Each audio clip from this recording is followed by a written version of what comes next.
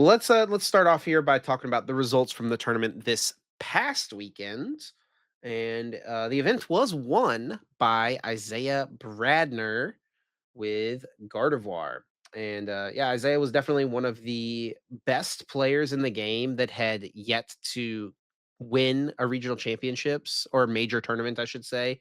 It was Yeah. actually his fifth finals appearance.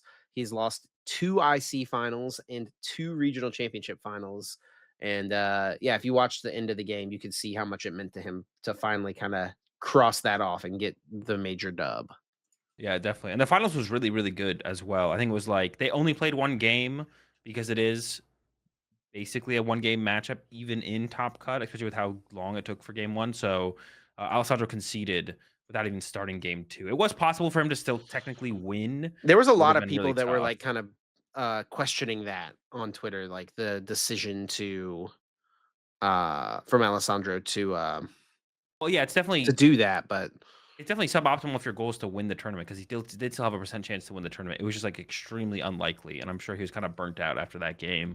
But yeah. it was a really good game. That one game was really, really good. So I recommend if you're looking to watch top level Pokemon, that was probably the best game of Pokemon played all weekend for sure. And it arguably maybe the best game of Pokemon that has been on stream this whole season. Yeah.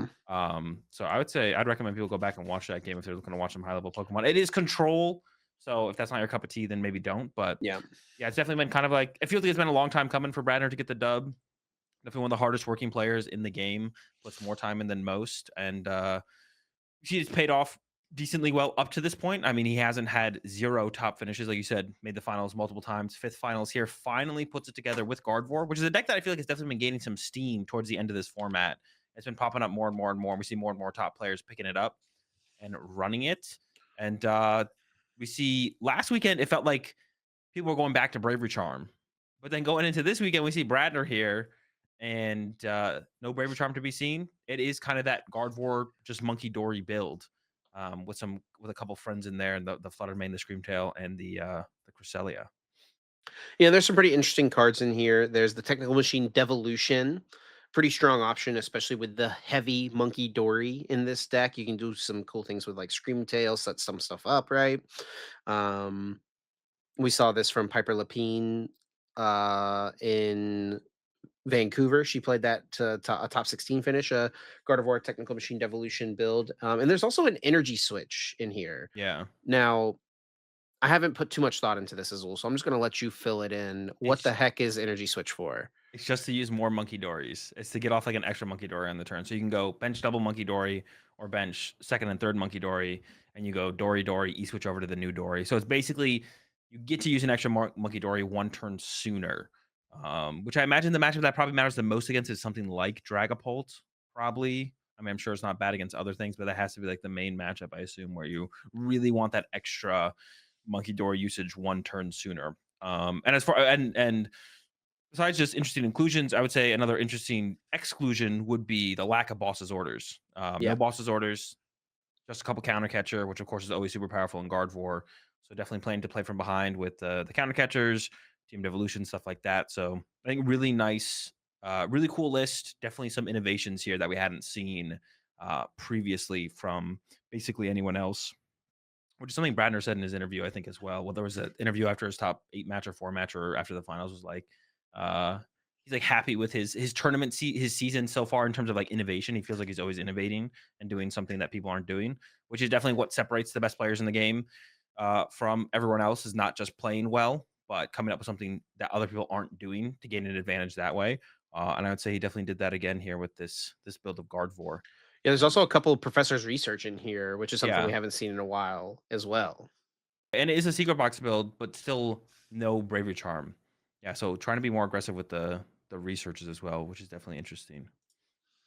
And then he did take down Alessandro Cremescoli from Italy in the finals, who was, to no one's surprise, playing control. And if you look at this guy's limitless page, all he plays is control pretty much. Yeah. But yeah, Alessandro's been, yeah, I'd say one of the top European players for quite some time now, but he literally only plays control. So even if it doesn't seem like it's that great in a format, he'll stick to the deck. Um, so that might be why he maybe has less like top cuts than a lot of other top European players. Um, but, he's someone who's, like he was, like, a early adopter of this deck, before it got super popular, for sure. I played him at this LAIC that he got top 32 with Snorlax, Pidgeot control, and people were not playing Pidgeot control back then, really. It was, like, Yeah. kind of a thing, but not so much. He was definitely a pioneer for the archetype. Yeah, for sure. To no surprise. And yeah, I don't really have anything to say about control. I don't know if you do. It's control. I don't play enough control to really have an opinion on anything. I think one thing to point out, he did beat a Lugia in top four.